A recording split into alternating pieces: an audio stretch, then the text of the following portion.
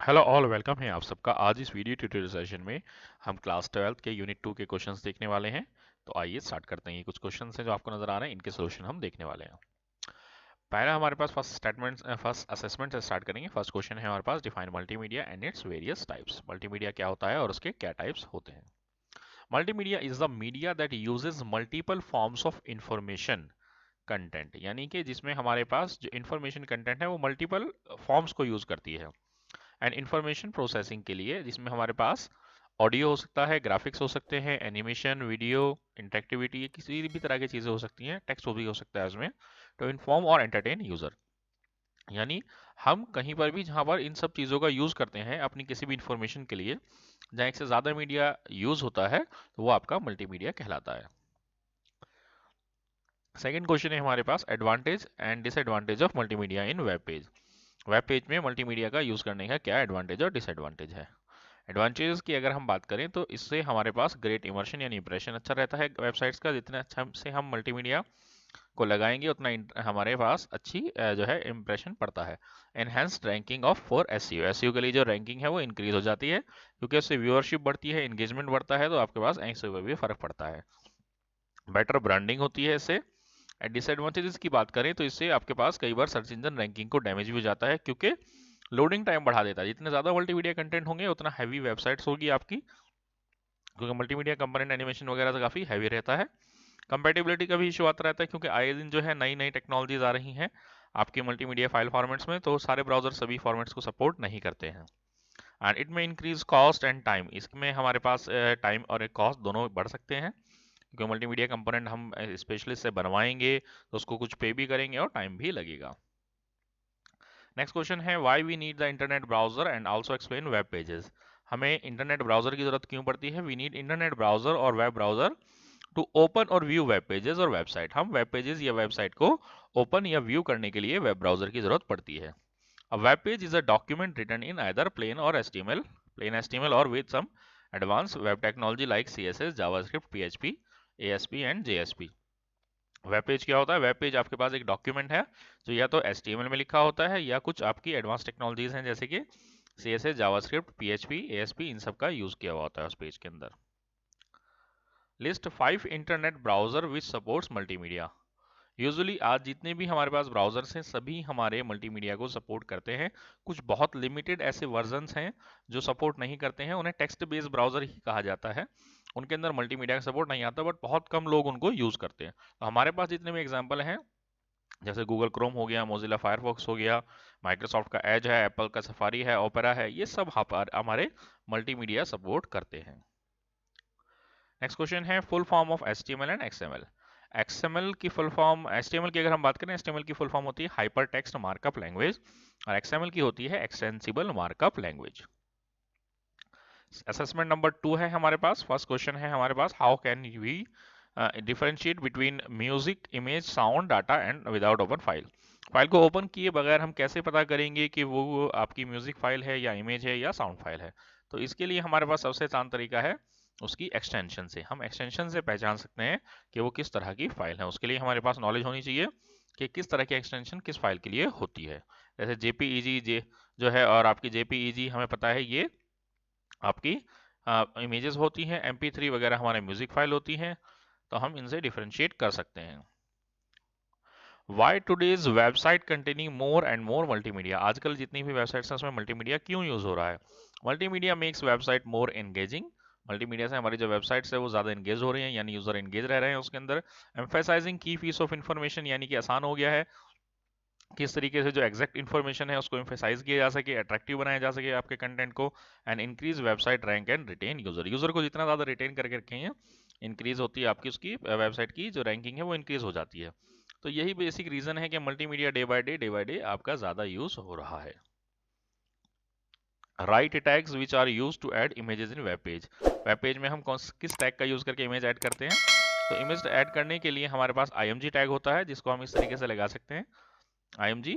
और उसके अंदर हम प्रॉपर्टी दे सकते हैं। SRC में हम सोर्स फाइल बताते हैं कि कहाँ पर हमारे पास जो है उसका फाइल का नाम क्या है जो हम ऐड करना चाहते हैं इमेज अपने, और किस सोर्स में पड़ी हुई है उसका हम रिलेटिव या एब्सोल्यूट लिंक दे सकते हैं। ऑल्ट टेक्स्ट में हम ऑल्टरनेट टेक्स्ट बता सकते हैं। एंड हाइट विड्थ का ऑप्शन होता है जिसमें हम उसकी जो है हाइट और विड्थ भी बता सकते हैं। इसके अलावा CSS के थ्रू भी कर सकते हैं, वो डिफरेंट वे है, बट इसमें टैग पूछा था तो हमने टैग बता दिया। नेक्स्ट हमारे पास असेसमेंट नंबर 3 है। इसमें कुछ क्वेश्चन है। पहला क्वेश्चन है हमारे पास, write tag use to add audio file in web page. Web page में ऑडियो फाइल कैसे ऐड करते हैं? For adding audio file in web page we can use BG sound use कर सकते हैं, ऑब्जेक्ट टैग यूज कर सकते हैं, एम्बेड और ऑडियो टैग यूज कर सकते हैं। तो वन बाय वन देखते हैं। बीजी साउंड के थ्रू हम कर सकते हैं, जिसमें हम SRC के अंदर हम अपनी फाइल का नेम दे देंगे। इसमें ही नोज डॉट वेब है, कुछ भी नाम हो सकता है, जो भी हमारी फाइल है, जहां पर हमारा वेब पेज है, वहीं पर अगर ये सोर्स फाइल होगी तो इसे ऑटोमेटिकली डिटेक्ट कर लेगा ये। अगर कहीं और है तो हमें फिर उसका पाथ भी देना पड़ेगा। लूप इक्वल्स टू -1 का मतलब यहाँ पर है कि वो रिपीटेडली चलता जाएगा।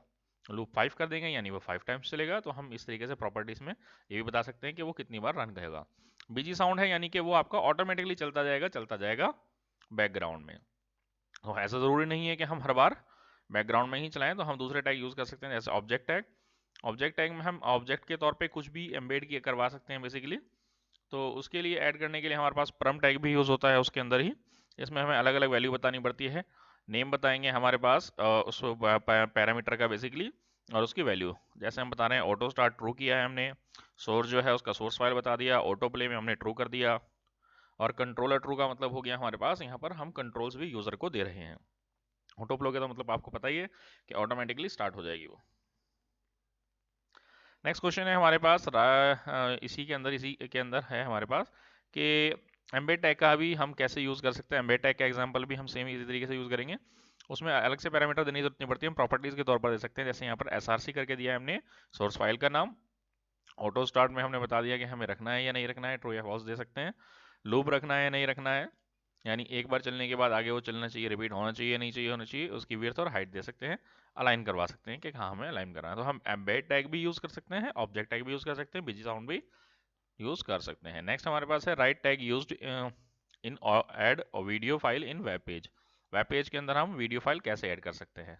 फॉर एडिंग वीडियो फाइल हमारे पास ऑब्जेक्ट टैग है, एम्बेड टैग है, आई फ्रेम टैग है और वीडियो टैग है। सबसे पहले ऑब्जेक्ट टैग उसी तरीके से है। इसमें हमारे पास जो है हम इसमें एक दो पैरामीटर्स और एक्स्ट्रा बता सकते हैं। हाइट विड्थ तो बता ही सकते हैं प्लेयर की, वीडियो की। इसके अलावा हम बता सकते हैं फुल स्क्रीन यूज़र को अलाउ करना है या नहीं करना है, एंड आपके पास स्क्रिप्ट अगर किसी तरह की है तो वो स्क्रिप्ट को एक्सेस कर सकता है या नहीं, उसका नेम क्या है, उसकी आपके पाथ क्या है, हम वो पाथ दे सकते हैं बेसिकली जहाँ से हमें सोर्स उसको चाहिए। इसी तरीके से इसमें हम ये बता सकते हैं कि एम्बेड टैग का यूज़ करके हम कैसे ऐड कर सकते हैं। अगर हम एम्बेड टैग से करना चाहते हैं, SRC के अंदर हम दे सकते हैं अपनी फाइल का नेम। टाइप में हम ये बता सकते हैं कि किस प्लेयर के अंदर चलाना है। अब इसकी ज़रूरत नहीं पड़ती है बेसिकली, इनबिल्ट प्लेयर आपके आते हैं। पहले हमें ज़रूरत पड़ती थी बेसिकली जब हम फ्लैश का यूज़ करते थे, अब हमें फ्लैश की ज़रूरत नहीं पड़ती है। तो अब ये हमारा आउटडेटेड ही हो गया एक तरह से देखा जाए तो, क्योंकि फ्लैश का सपोर्ट जो है वो सभी ब्राउजर्स ने बंद कर दिया है। नेक्स्ट हमारे पास इसी में आई फ्रेम टैग है। ज़्यादातर ये आपके आजकल यही यूज़ हो रहा है स्टैंडर्ड के तौर पे। तो आई फ्रेम टैग से भी हम एम्बेड कर सकते हैं। इसमें हमें वही सेम पैरामीटर्स हैं, विड्थ है, हाइट है, सोर्स है, फ्रेम बॉर्डर चाहिए नहीं चाहिए, एक्सलोमीटर अलाउ करना है या नहीं करना है।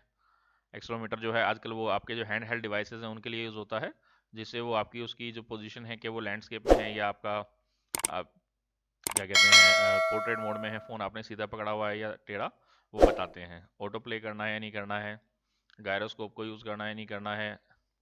तो ये सेंसर्स वगैरह हैं जो आपके यूज़ होते हैं, जो आजकल प्लेयर उसको परफॉर्मेंस बेटर के लिए ये है यूज़ करते हैं। पिक्चर इन पिक्चर भी आजकल नया है बेसिकली।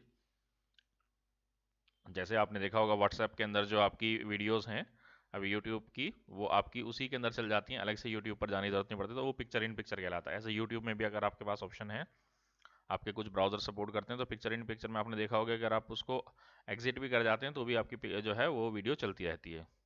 तो ये सब ऑप्शंस आपके आजकल के लेटेस्ट हैं। आई फ्रेम वगैरह टैग्स बुक्स में ये नहीं दिए हुए हैं, थोड़ा बहुत दिया हुआ है इनके बारे में, तो आप इनको एक्सप्लेन कर सकते हैं। एग्जाम में भी आ सकता है तो ये काफ़ी इंपॉर्टेंट है।